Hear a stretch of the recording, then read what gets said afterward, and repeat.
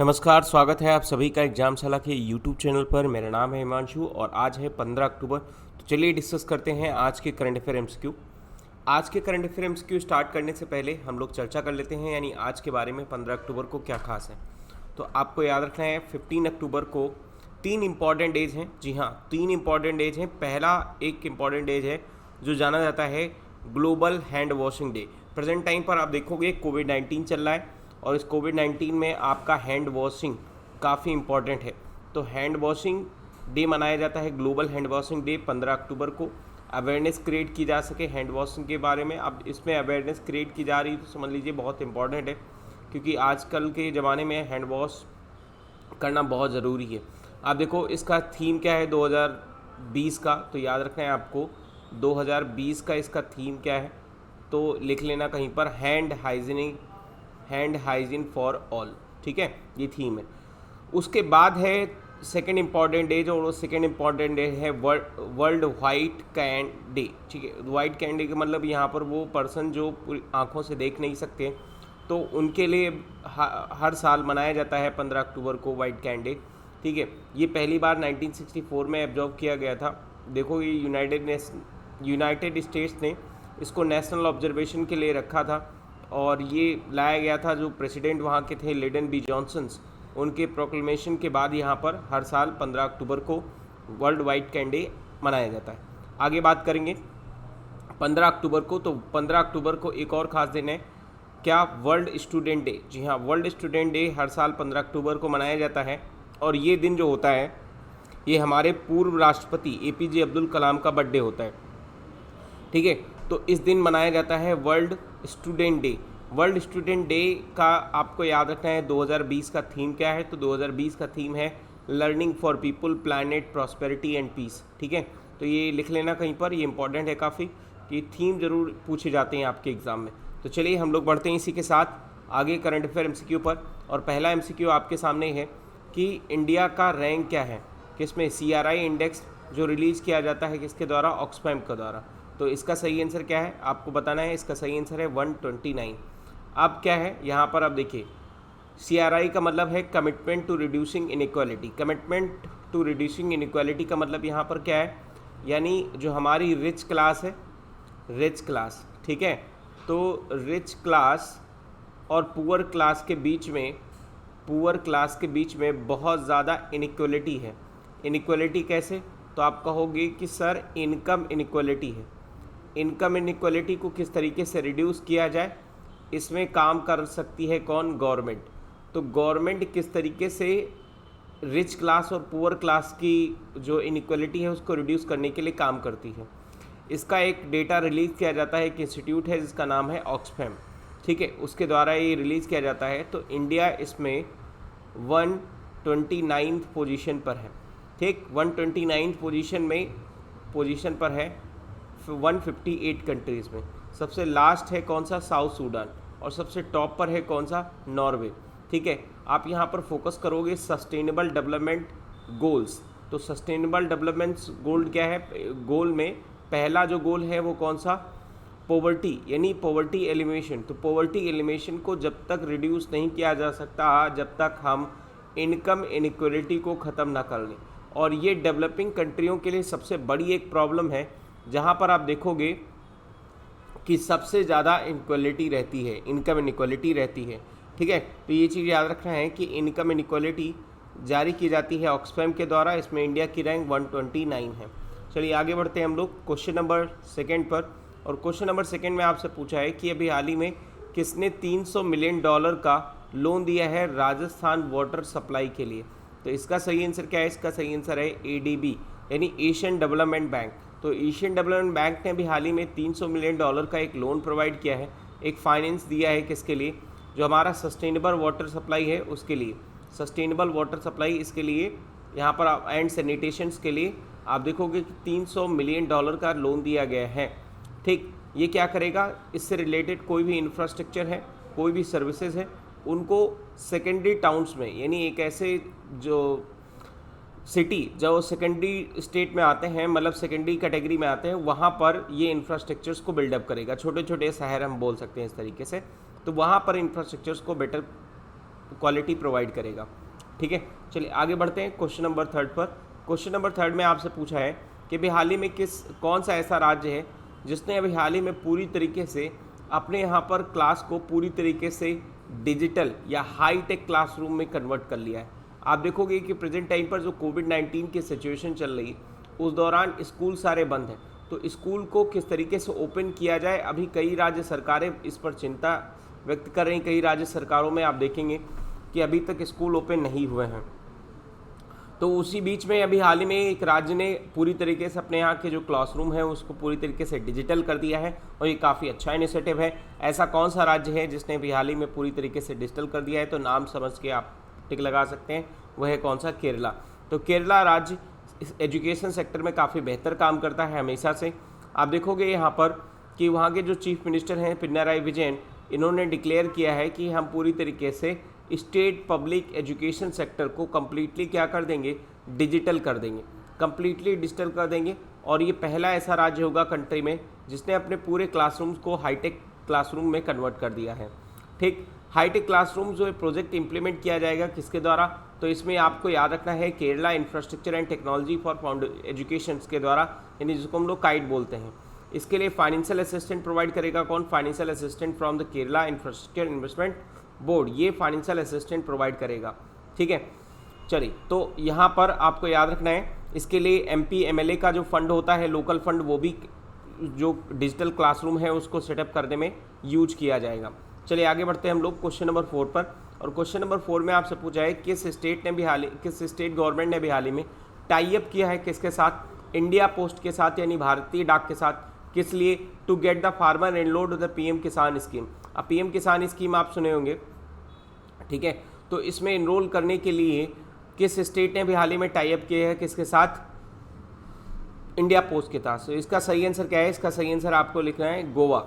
ठीक है, गोवा राज्य ने अभी क्या किया है, टाई अप किया है इंडिया पोस्ट के साथ, जिसमें 1000 फार्मर को पूरी तरीके से एनरोल करने के लिए प्रधानमंत्री किसान सम्मान निधि स्कीम, जिसमें आप देखेंगे कि दिया जाता है 2000 रुपये का क्या स्कीम दिया जाता है, मतलब स्कीम दिया जाता है कि हर तीसरे महीने पर आपको 2000 रुपये मिल जाएंगे, यानी 6000 रुपये एनुअली सरकार के द्वारा दिया जा रहा है। तो उसको एनरोल करने के लिए जो योजना लाई गई थी प्रधानमंत्री किसान सम्मान निधि योजना, उसमें आप देखोगे कि 11000 फार्मर को एनरोल करने के लिए गोवा गवर्नमेंट ने टाई अप किया है इंडिया पोस्ट के साथ। ठीक है, बस इसमें आपको इतना ही याद रखना है ताकि वो जो पोस्टमैन है वो पूरी तरीके से फार्मर के बेनिफिट को उन तक पहुँचाने में उनका फुल इस्तेमाल किया जाए, उनको यूटिलाइज़ किया जाए। ठीक है, जो पोस्टमैन है वो काफ़ी योगदान दे सकते हैं इसमें। चलिए आगे बढ़ते हैं क्वेश्चन नंबर 5 पर। क्वेश्चन नंबर 5 में आपसे पूछा है, यहाँ पे क्वेश्चन थोड़ा मिसिंग है, which state government launch mobile water, ठीक है, वाटर लेबोरेटरी। ठीक है, क्वेश्चन यहाँ पे थोड़ा सा मिस हो गया, याद रखना। Which state government launch mobile water laboratory, तो इसका सही आंसर क्या है, इसका सही आंसर है हरियाणा। हरियाणा गवर्नमेंट ने भी हाल ही में क्या किया है, मोबाइल वाटर टेस्टिंग लेबोरेटरी को लॉन्च किया है। इसमें क्या है, ये पूरी तरीके से ये एक वैन होगी जो फुल्ली इक्विपाइड होगी एक मल्टी पैरामीटर सिस्टम के द्वारा, ये एनालाइज करेगी। इसमें कुछ सेंसर लगे होंगे जो पूरी तरीके से प्रूव करेंगे किसको, यानी इंस्ट्रूमेंट कुछ लगे होंगे जो पूरी तरीके से हमारी वाटर क्वालिटी को चेक करेंगे। अब वाटर क्वालिटी को चेक करने के लिए इसमें आप देखोगे इसमें जितना भी टोटल डिसॉल्व जो कुछ भी सॉलिड घुला हुआ है, जैसे आपका फ्लोराइड हो गया, नाइट्रेट हो गया, आयरन हो गया, ठीक है, एल्कलाइन हो गया, वो जो भी चीज़ें हैं जो वाटर में हैं उनको पूरी तरीके से जो हमारे ह्यूमंस, मतलब आप देखोगे हमारे ह्यूमन जब कंजम्पशन होता है तो उसके लिए आप देखोगे ये सॉलिड चीज़ें जो होती हैं वो काफ़ी खतरनाक होती हैं। तो इनको टेस्ट करेगा कि वाटर में कितनी भी ज़्यादा प्योरिटी है या नहीं। इसके लिए मोबाइल वाटर टेस्टिंग लेबोरेटरी क्या की गई है, अभी लागू की गई है। तो ये क्या करेगा, ये इसका एम क्या होगा, ये प्रोवाइड करेगा पूरी तरीके से tap water to rural areas, rural household को 2020 तक एक साफ और स्वच्छ पानी मिल सके। यानी जैसे आपने सुना होगा जल शक्ति मंत्रालय का एक मिशन है हर घर जल, ठीक है, तो इसको पूरा करने के लिए ये mobile testing water laboratory open की गई है। ठीक है, याद रखना है आपको। चलिए आगे बढ़ते हैं हम लोग क्वेश्चन नंबर 6 पर। क्वेश्चन नंबर 6 में आपसे पूछा है कि who launch Earthshot prize to boost climate innovations. अभी हाल ही में किसने अर्थ सॉर्ट प्राइज लॉन्च किया है? इसका सही आंसर क्या है? इसका सही आंसर है प्रिंस विलियम्स। तो जो ब्रिटेन के प्रिंस विलियम्स हैं, इन्होंने भी हाल ही में एक वहाँ पे जो नेचुरलिस्ट हैं डेविड एटनबर्ग, इनके साथ उन्होंने लॉन्च किया है अर्थ सॉर्ट प्राइज। इसका एम होगा कि हम इनकरेज कर सकें पूरी तरीके से चेंज एंड सपोर्ट इस प्रोवाइड कर सकें प्लैनेट को। यानी जो हमारा प्लैनेट है, इसमें आप देखोगे क्लाइमेट चेंज हो रहा है, तो क्लाइमेट चेंज ना हो इसको हम पूरी तरीके से सपोर्ट करें, ठीक है, हम एनवायरनमेंट को अपना सस्टेनेबल बनाए रखें, इसके लिए अर्थ सॉर्ट प्राइज ओपन किया गया है। अर्थ सॉर्ट प्राइज का एम होगा हम इंसेंटिवाइज करेंगे चेंज के लिए, यानी जो हेल्प करेंगे पूरी तरीके से हमारे प्लैनेट को रिपेयर करने में, ठीक है।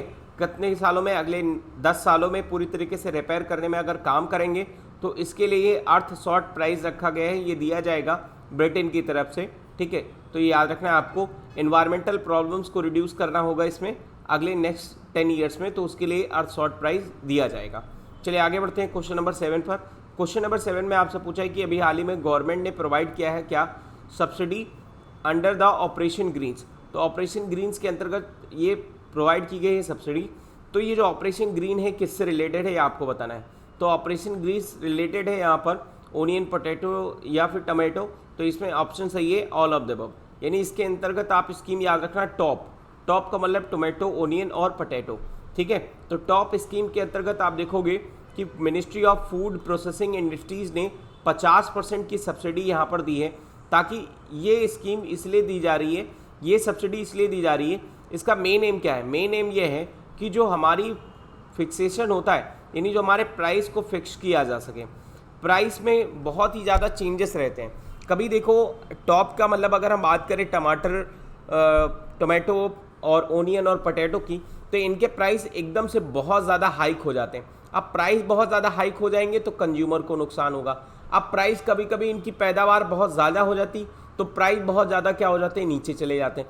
तो इससे नुकसान किसको होता है? फार्मर को होता है। तो अगर हम एक व्यवस्था करें कि हर साल हम इसका प्राइस स्टेबल रखें, हर साल इसका प्राइस स्टेबल रखें, तो इससे दोनों को फ़ायदा होगा, कस्टमर को भी फ़ायदा होगा और हमारे फार्मर को भी फ़ायदा होगा।